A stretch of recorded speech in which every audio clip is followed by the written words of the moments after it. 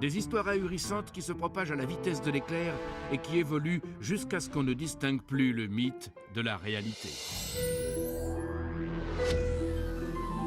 Dans cet épisode intitulé « Une terrible vérité », vous allez suivre 3 histoires parlant de graves découvertes qui ont fait basculer des vies. D'abord, vous serez témoin de la stupeur d'une poignée de mannequins russes. Une émission de télé-réalité a laissé ces jeunes femmes sur leur faim. Vous verrez ensuite dégénérer un divorce et l'apparition surprise d'une fillette semant le doute sur l'identité de son père. Enfin, vous saurez comment une épouse épanouie a voulu sauver son mariage après qu'une erreur du passé soit revenue l'obséder. Suivez attentivement ces 3 récits et distinguez les histoires vraies des légendes urbaines. Nous vous dirons si vous avez vu juste à la fin de l'épisode. Voici d'abord un fait divers que nous avons intitulé « Pur voyeurisme ».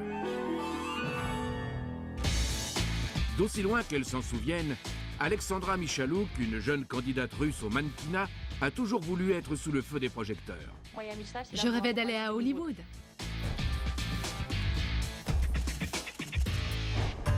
Mais elle est loin d'imaginer que la chance de sa vie va virer au cauchemar. J'avais envie de pleurer toutes les larmes de mon corps. Comment cela pouvait-il arriver? Alex a bien failli devenir célèbre, mais pas pour les bonnes raisons. En 2006, Alex est une petite provinciale qui rêve de célébrité. J'adore me balader sur les sites internet des agences de mannequins. Elle y repère une annonce pour une nouvelle télé-réalité. Est-ce la chance de sa vie? J'ai cliqué sur le lien et quand j'ai vu cette immense propriété, je me suis dit, je dois participer. L'émission s'intitule « La maison de la célébrité ». Le principe est classique. Les candidates sont recluses dans une propriété où elles doivent relever des défis. La candidate qui franchissait tous les obstacles remportait un prix fabuleux. Alex postule. Elle envoie ses photos et ses coordonnées. Elle est stupéfaite d'apprendre dès le lendemain qu'elle est sélectionnée. J'étais aux anges. Les images de ce lieu de rêve défilaient dans ma tête. C'était mon tremplin pour quitter la Russie. On lui indique l'adresse où elle doit se présenter une semaine plus tard. Le grand jour arrive enfin. Mais quelque chose cloche. Je me suis dit qu'on m'avait peut-être donné une mauvaise adresse et que je n'étais pas au bon endroit. À l'intérieur, c'est la désillusion. Mon rêve s'effondrait. Ça n'était pas la superbe demeure vue sur le site. Est-ce une mise en scène prévue dans le concours? Alex tente de comprendre. Il y avait des objets un peu partout. J'ai pensé que c'était les affaires des autres participantes. Mais il n'y a personne.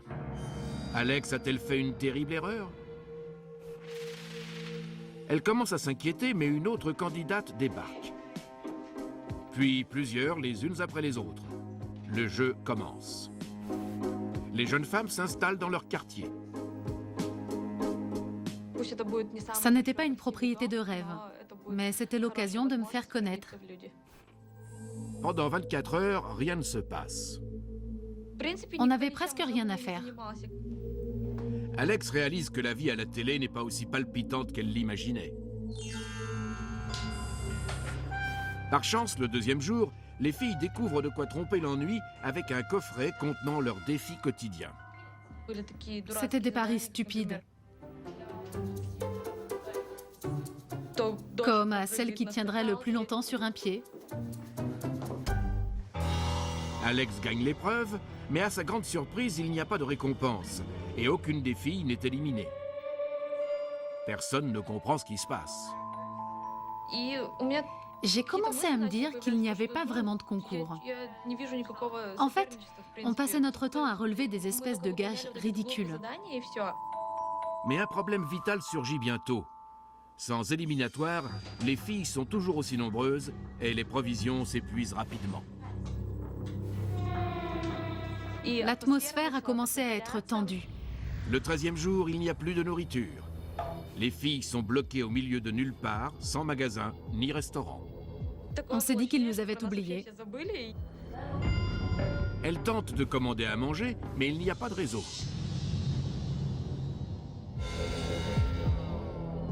Que se passe-t-il?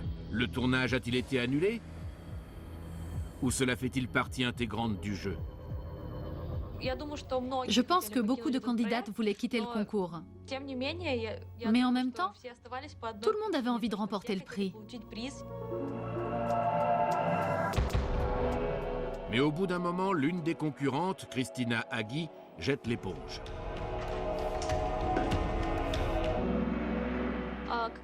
J'avoue m'être sentie un peu jalouse que Christina nous quitte. Mais j'ai bien réfléchi et je me suis dit que l'essentiel était peut-être d'avoir réussi à franchir toutes ces épreuves. Car Alex est convaincu que c'est le principe même du jeu. Christina partie, elle prend la première place. Mais le lendemain, les concurrentes ont le choc de leur vie.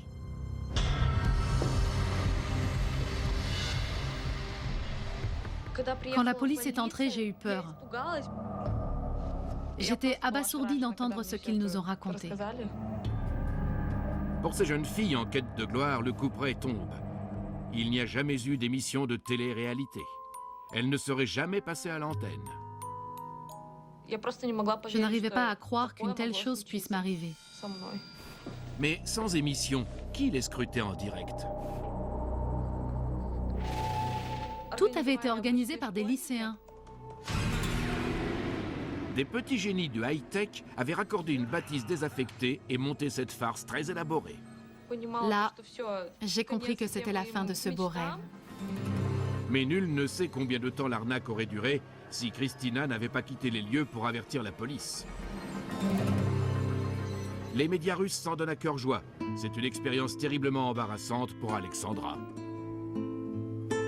Je ne sais pas si ça laissera des séquelles, mais j'ai peur de ne plus avoir confiance en rien. De jolies candidates accourent pour participer à une émission de télé-réalité promettant argent et célébrité. Mais les seuls spectateurs sont une poignée de potaches ayant mis sur pied une farce cruelle. Est-ce vraiment arrivé? Vous le saurez à la fin de l'épisode. Mais avant, écoutez cette courte énigme. Mini-légende, numéro 1004. Surprise. Bien qu'il soit marié, Steven Allen de Sacramento, en Californie, drague sans succès toutes ses collègues de travail. Enfin, à quelques jours de son anniversaire, une secrétaire lui propose de l'inviter. Une fois chez elle, elle s'absente quelques instants en cuisine. Steven en profite pour se déshabiller et prendre une pause suggestive sur le canapé. Mais la porte s'ouvre et Steven se retrouve devant la secrétaire, entouré de toute sa famille, venue fêter son anniversaire. Est-ce vrai ou faux? C'est faux. Cette légende circule depuis les années 60, mais des gaffes similaires ont été commises en vrai. Dans Légendes urbaines, nous vous racontons 3 histoires à dormir debout. À vous de décider lesquelles sont vraies et lesquelles sont de purs racontards. Vous avez suivi jusqu'ici le récit de ces candidates au mannequinat venues relever les défis d'une émission de télé-réalité qui n'existait pas. Réalité ou fiction? Nous vous le dirons en fin d'épisode. Voici une deuxième histoire. Nous l'avons appelée « Un bébé inattendu ». Shelley Berreras pensait avoir de l'intuition sur les gens, jusqu'à ce qu'elle rencontre un certain Steve. J'ai toujours trouvé cette histoire absolument incroyable. Elle se demande bientôt comment son prince charmant a pu l'entraîner dans la pire épreuve de sa vie. Faites sortir cette femme. Lorsque Steve entre dans la vie de Shelley en 1999, elle se sent revivre. Mais Steve, bien qu'impatient de découvrir sa nouvelle conquête, n'en a pas tout à fait fini avec son ex-femme, Viola. Ils avaient demandé le divorce tous les deux, et quand nous avons été au tribunal, nous pensions que tout allait être réglé. Mais à peine le divorce prononcé, Viola fait une annonce fracassante. En sortant de la salle d'audience, elle a dit « Je suis enceinte ». Et Steve était le père. C'est impossible. J'aurais dû le quitter tout de suite. Steve a-t-il couché avec Viola à l'insu de Shelley? Je ne savais pas quoi en penser. 2 secondes.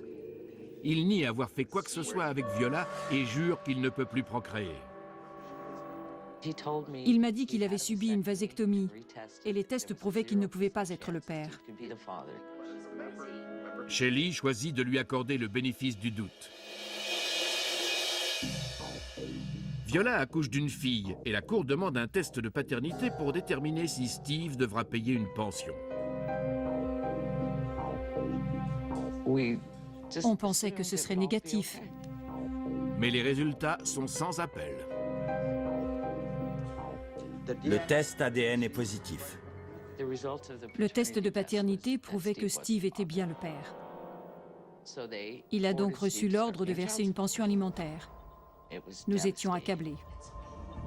Steve jure qu'il n'est pas le père, mais il dit à Shelley être trop fatigué pour continuer à lutter. Shelley le croit. C'était à moi de prendre le relais. Shelley insiste pour qu'on pratique un second test, mais il se retourne contre elle. Le deuxième test a donné le même résultat. Viola était la mère et Steve le père. La cour a ordonné qu'il lui verse une pension plus importante. Ils n'ont pas d'autre choix que de payer. Il en est arrivé à payer plus de 1 000 $ par mois de pension pour sa fille et son ex-femme. Je savais au fond de moi que ça n'était pas vrai. Mais comment lutter contre les résultats d'un test ADN? La facture grimpe. Shelley veut absolument trouver le moyen de contre-attaquer. Selon elle, Viola a fait falsifier le test de paternité. Elle finit par trouver un avocat qui pense pouvoir casser le jugement. Nous avons demandé une chose simple. Montrez-nous l'enfant. Personne n'avait jamais vu cette petite fille. Si Viola a tout inventé, si c'est un coup monté pour se venger de son ex-conjoint, elle ne sera pas en mesure de montrer l'enfant. Il a fallu émettre une requête auprès de la Cour pour qu'un test ADN soit pratiqué sous surveillance, de sorte que le juge exige que l'enfant soit présenté le lundi suivant. La date d'audience arrive. Viola se présente au tribunal et elle n'est pas seule. Quand Viola est arrivée avec la petite, sincèrement, je ne savais plus quoi penser. Après 2 tests positifs et la présence de l'enfant, Shelley sait que c'en est fini. Survient alors l'impensable. Une femme âgée fait irruption au tribunal avec une demande incroyable. Cette grand-mère est entrée dans la salle en annonçant que la fillette n'était pas de Viola, mais sa petite-fille à elle. En gros, Viola aurait enlevé l'enfant. Là, tout a éclaté. Une histoire stupéfiante se révèle peu à peu. Viola Trevino n'a jamais été enceinte. Personne n'a jamais vu son bébé. Mais la Cour l'a crue sur la simple présentation des résultats du test ADN.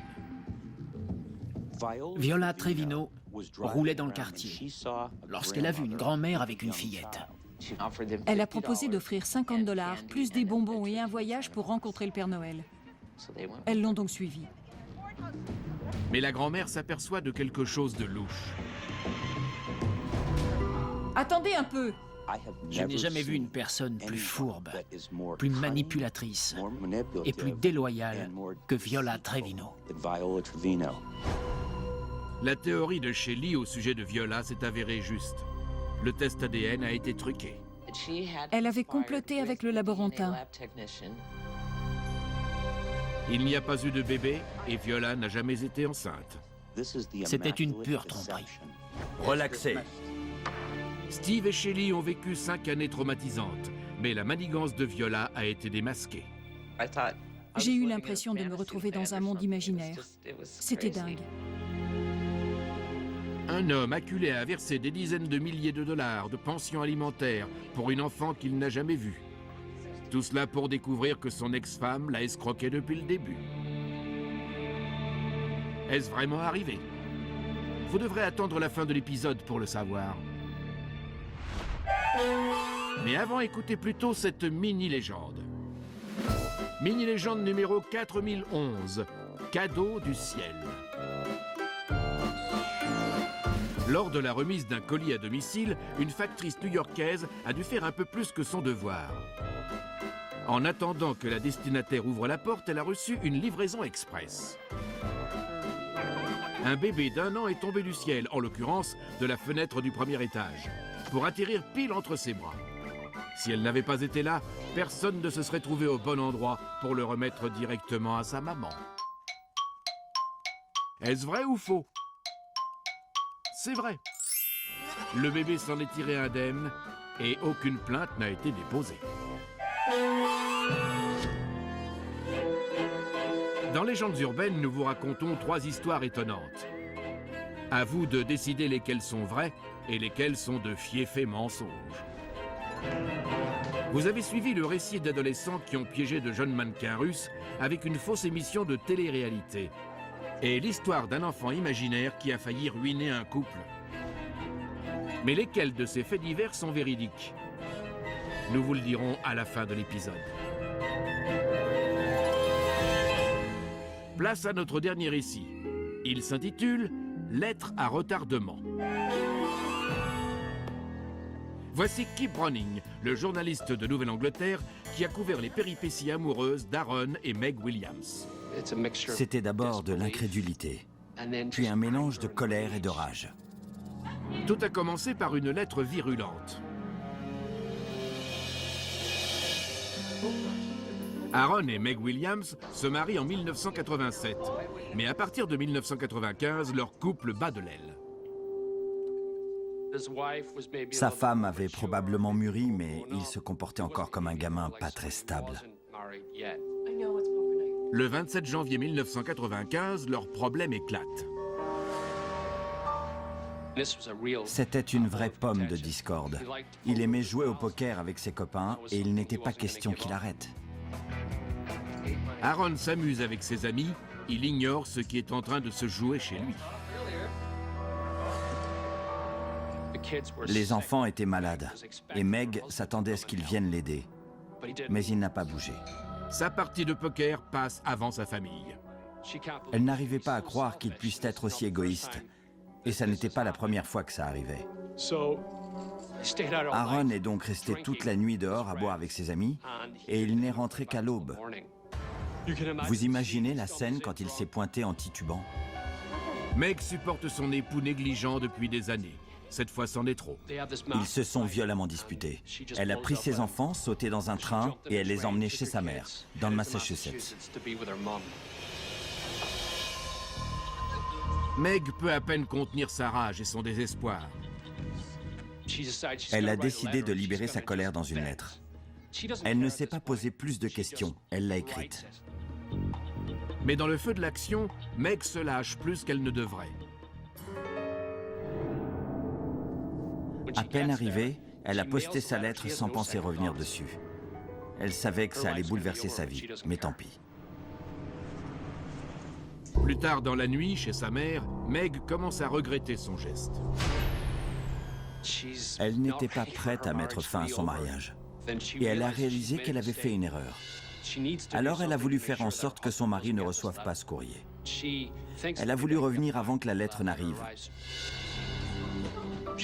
Du coup, elle a réveillé ses enfants à 5 h du matin, ils ont pris le train et sont rentrés à Rhode Island. Malgré sa course désespérée, Meg arrive en retard. Le facteur est déjà là.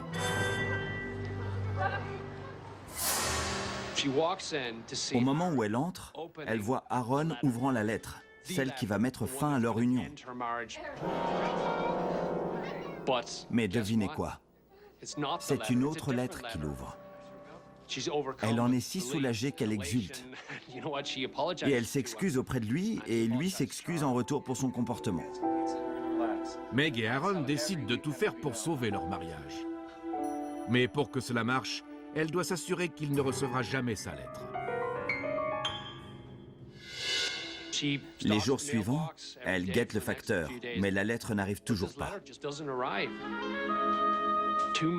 2 mois passent et elle se dit qu'il n'y a plus de souci à se faire. La lettre s'est perdue. À mesure que le temps passe, leur relation se consolide. C'est comme si l'absence de cette lettre avait eu l'effet miraculeux de les ressouder. «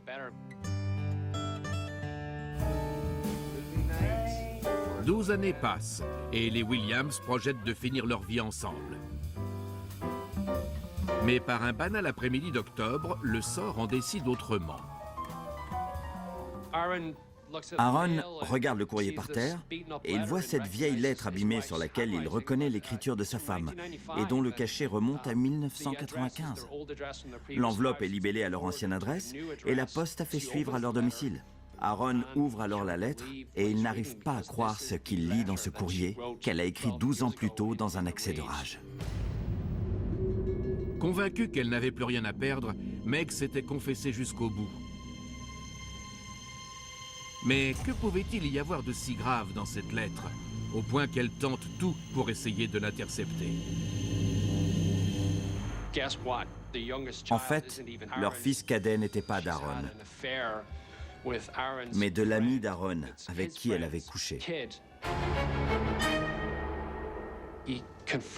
Quand Aaron la somme de dire toute la vérité, Meg avoue que tout ce qu'elle a écrit est authentique. Voilà comment, 12 ans plus tard, son courrier est revenu la hanter. Nul ne saura jamais ce qui est arrivé à la lettre pendant 12 ans. Mais les Williams n'oublieront pas le jour où elle a ressurgi. Pour lui, leur relation s'est brisée net et il est parti. Un courrier longuement égaré brise un mariage et déchire une famille. Est-ce vrai ou bien est-ce nous qui vous avons trompé? Le moment est venu de vous dire la vérité sur nos 3 histoires incroyables. Il y avait d'abord la mésaventure vécue par de jeunes candidates russes à une émission qui s'avérait n'être qu'une farce sophistiquée. Réalité ou fiction? Cette histoire ne m'est pas arrivée. C'est un canular. Ce récit a beau être imaginaire, un canular identique a eu lieu en Turquie où un groupe de femmes a été pris au piège d'une fausse télé-réalité. Il y avait ensuite l'histoire de cette femme qui a obligé son ex-mari à verser une pension pour un enfant imaginaire. Est-ce vrai ou faux? Je m'appelle Shelly Bereras et mon mari Steve et moi avons bien payé une pension pendant 5 ans pour un bébé qui n'existait pas.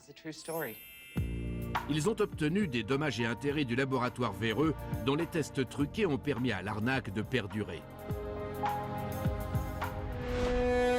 Enfin, vous avez suivi l'histoire d'une lettre arrivée avec 12 ans de retard pour briser un mariage heureux. Réalité ou fiction?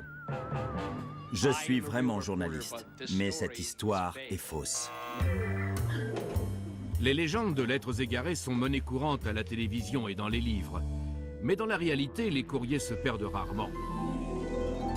Voici la fin de notre épisode. Vous êtes-vous fait duper par nos mensonges ou avez-vous su détecter la vérité? Si ce n'est pas le cas, vous pourrez vous rattraper dans le prochain épisode de Légendes urbaines.